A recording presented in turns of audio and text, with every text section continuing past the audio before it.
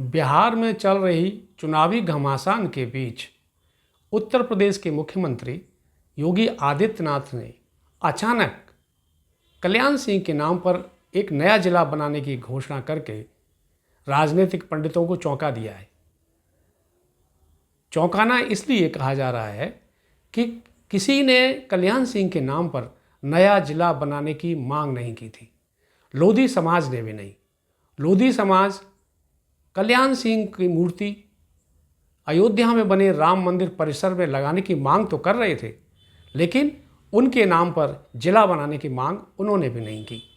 तब अचानक योगी आदित्यनाथ ने यह घोषणा की कि क्या वास्तव में योगी जी दिल से एक नया जिला बनाना चाहते, वो भी कल्याण सिंह के नाम पर, या ये अखिलेश यादव के पीडीए का डर है। जानकार कहते हैं कि पिछले लोकसभा चुनाव में जिस तरह भारतीय जनता पार्टी को उत्तर प्रदेश में पीडीए ने डराया, उनकी सीटों को घटाया, उससे आने वाले चुनाव को लेकर योगी बहुत डरे हुए हैं और ये घोषणा उसी का परिणाम है। क्या वाकई ये उसी का परिणाम है? हम इसकी पड़ताल करते हैं। नमस्कार, मैं हूं उदय यादव, हिंदी वार्ता में आपका स्वागत है। हम काफ़ी दिन बाद ये वीडियो लेकर आ रहे हैं। इसकी कई वजह थी, लेकिन उम्मीद है कि आपको ये अच्छा लगेगा और आपका हमें समर्थन और प्यार मिलेगा। बिहार में इन दिनों चुनावी घमासान चल रहा है। नीतीश कुमार 9 बार मुख्यमंत्री बन चुके हैं और 10वीं बार फिर से मुख्यमंत्री बनने के लिए कोशिश में जुटे हैं। भारतीय जनता पार्टी ने जिस तरह से जदयू की यानी नीतीश कुमार की पार्टी की कुछ सीटें हटाकर चिराग पासवान को दी हैं, इससे नीतीश जी डरे हुए हैं। उन्हें लगता है कि भाजपा उनके साथ खेल कर सकती है, इसीलिए वे फिर से पूरी ऊर्जा के साथ, पूरी क्षमता के साथ, नई घोषणाओं के साथ बिहार में जीत हासिल करने की कोशिश करने लगे। उधर तेजस्वी यादव के पक्ष में बिहार का युवा लामबंद हो रहा है और तेजस्वी ने जिस तरह से रोजगार, सुरक्षा और प्रदेश के विकास का पैमाना युवाओं के सामने रखा है, विज़न युवाओं के दृष्टिगत सामने आया है, उससे लगता है कि भारतीय जनता पार्टी और नीतीश जी घबराए हुए हैं। उन्हें लगता है कि कहीं दलित, पिछड़ा, युवा और महिलाएं नीतीश के खिलाफ और तेजस्वी के पक्ष में लामबंद हो गए तो परिणाम बदल सकता है। योगी जी भी वहाँ प्रचार करने गए थे और उन्होंने वहाँ जो माहौल देखा, उसके बाद लौटकर उन्होंने इस नए ज़िले की घोषणा की। नया ज़िला, वो भी अचानक कल्याण सिंह के नाम पर। आपको बता दें कि कल्याण सिंह कौन थे, कल्याण सिंह का कद क्या था, अचानक योगी को कल्याण सिंह क्यों याद आई। भारत की राजनीति में आज़ादी के बाद उत्तर प्रदेश में जो राजनीतिक नेतृत्व उभरे थे, वे ज़्यादातर सवर्ण थे। जितने मुख्यमंत्री हुए वे सभी सवर्ण थे, चाहे कांग्रेस से हुए हों या और कोई सामने आया हो। लेकिन 75 के बाद जो राजनीतिक शख्सियत उभर कर आई, जिन्होंने उत्तर प्रदेश की जनता के बीच अपनी पैठ बढ़ाई और सवर्ण मानसिकता को बदला, दलितों को, पिछड़ों को और कमज़ोरों को एकजुट किया, संगठित किया, उनमें 2 नाम प्रमुख हैं। पहला मुलायम सिंह यादव, दूसरे कल्याण सिंह। दोनों विपरीत ध्रुव, दोनों अलग अलग विचार के, अलग अलग पार्टियों में, लेकिन दोनों ने प्रदेश की राजनीति को इस तरह मथा, इस तरह से ध्रुवीकृत किया कि सारी और जातियाँ, सारे और नेता किनारे हो गए। बहुत समय बाद योगी जी यानी सवर्ण क्लास से मुख्यमंत्री हुए। अब एक बार फिर से लोकसभा चुनाव के बाद जो परिदृश्य बदला है, समाजवादी पार्टी के राष्ट्रीय अध्यक्ष अखिलेश यादव ने पिछले विधानसभा चुनाव में आए परिणाम के बाद जो सबक लिया और उसके बाद पार्टी की नीतियों को बदलकर संगठित करके अपने नेतृत्व को, अपने युवाओं को, अपने क्षमतावान नेताओं को जिस तरह वो आगे लाए हैं और दलितों को, पिछड़ों को और अल्पसंख्यकों को एकजुट करने के लिए वे जिस तरह अभियान चला रहे हैं, जिसको उन्होंने नाम दिया है पीडीए यानी पिछड़ा, दलित, अल्पसंख्यक, इस पीडीए का परिणाम ये हुआ है कि लोकसभा चुनाव में योगी आदित्यनाथ और प्रधानमंत्री मोदी की सारी योजनाएं, सारे विज़न, सारी घोषणाएं और लोगों के सामने परोसे गए सारे सपने धरे रह गए, फेल हो गए।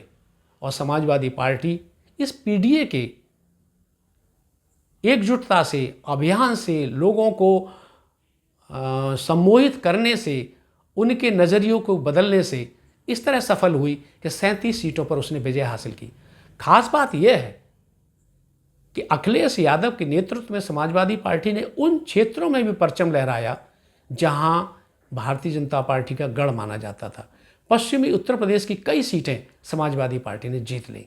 समाजवादी पार्टी को उन सीटों पर भी सफलता मिली जहां लोधी समाज का प्रभाव था, जहां उनका आबादी वोटों की संख्या बहुत ज़्यादा थी। जैसे एटा सीट से कल्याण सिंह के पुत्र राजवीर सिंह चुनाव जीत रहे थे। वे वहाँ सांसद होते थे, लेकिन इस बार उन्हें चुनाव हारना पड़ा। ये सब क्यों हुआ? ये सब हुआ पिछड़ी जातियों में चेतना से।